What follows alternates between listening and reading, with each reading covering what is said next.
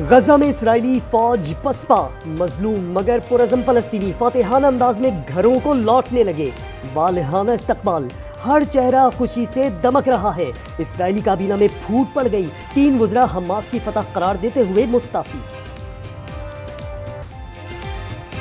کرم میں امدادی قافلوں پر حملہ آوروں کے خلاف آپریشن کا آغاز، بگن میں 8 بنکرز تباہ کر دیے، علیزئی ایف سی قلعے سے توپوں سے شیلنگ، علاقے میں کرفیو نافذ، آج رات دیگر علاقوں میں بھی سرچ آپریشن متوقع۔ بیرسٹر سیف نے کہا امن پسند لوگوں کے درمیان کچھ شرپسند گھس گئے ہیں، ان کے خلاف کارروائی ناگزیر ہو چکی۔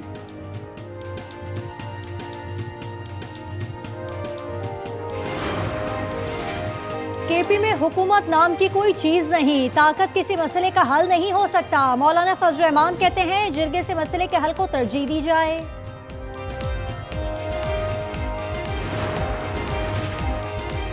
اپوزیشن کا دباؤ ہرگز برداشت نہ کیا جائے، صرف جائز مطالبات ہی پورے کیے جائیں۔ نواز شہباز ملاقات میں اتفاق، بیٹھک میں تحریری مطالبات کے جواب پر بھی غور۔ رانا تنویر نے کہا مذاکرات کامیاب ہوتے نظر نہیں آ رہے۔ عطا تارڑ بولے پی ٹی آئی نے سیاست کو زہر آلود کیا۔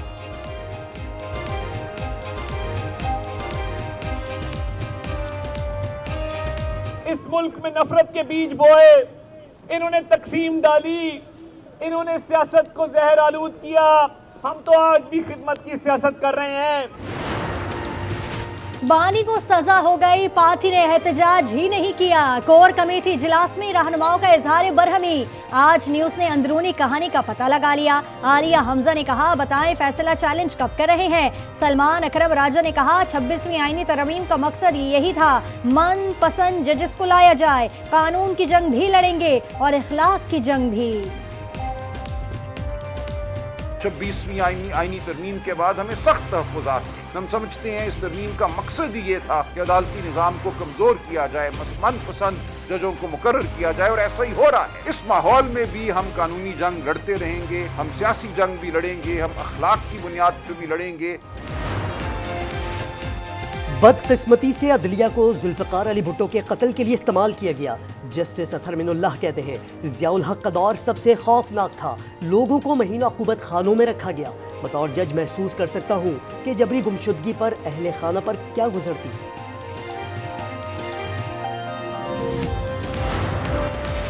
مراکش کشتی ساحل میں اسمگلرز نے لوگوں پر ہتھوڑوں سے وار کیے، چہرے اور سروں پر ضربیں لگائیں اور سمندر میں پھینک دیا۔ واکنگ بارڈر کی رپورٹ میں ہولناک انکشافات، کہا لوگوں نے لاکھوں روپے دے کر موت خریدی۔ ملکوال کے 2 نوجوان کے والدین بیٹوں کے نام ملنے پر اذیت کا شکار، دفتر خارجہ نے بچ جانے والے 21 پاکستانیوں کی لسٹ جاری کر دی۔ کراچی کے علاقے گارڈن سے لاپتہ 2 بچوں کو بازیاب کرانے میں پولیس ناکام، سی سی ٹی وی فوٹیج کے باوجود آلیان اور علی رضا کا کچھ پتہ نہ چل سکا۔ 5 روز سے والدین اذیت کی سولی پر۔ ننھے سالم کے کیس میں اپارٹمنٹ کی یونین انتظامیہ بھی شامل تفتیش، خاتون سمیت زیر حراست 4 افراد سے پوچھ گچھ۔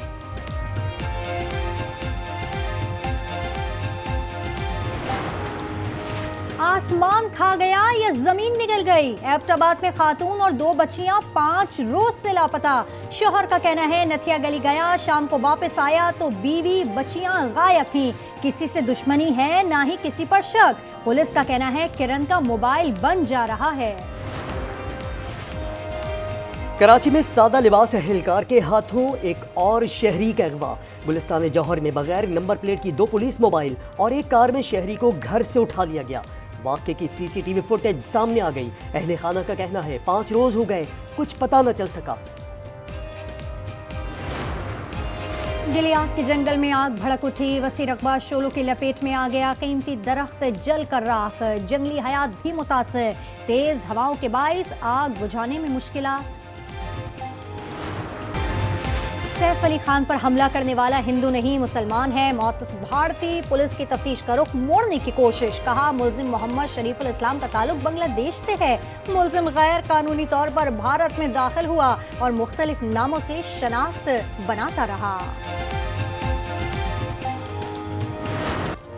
شمالی بلوچستان میں شدید برف باری اور سیلاب کی نئی وارننگ جاری، آج رات اور کل کوئٹہ، زیارت، چمن، پشین، قلعہ عبداللہ اور قلعہ سیف اللہ میں شدید برف باری کی پیش گوئی، چاغی، نوشخی، خاران، پشین سمیت دیگر علاقوں میں طوفانی بارش کے باعث فلیش فلڈنگ کا خطرہ۔ ناران، کاغان، چترال، دیر، سوات، گلگت بلتستان اور کشمیر میں برف کے گالوں کی برسات کا امکان۔ برفانی تودے گرنے کا خدشہ۔ کراچی میں رات کے اوقات میں پارہ سنگل ڈیجٹ میں جا سکتا ہے۔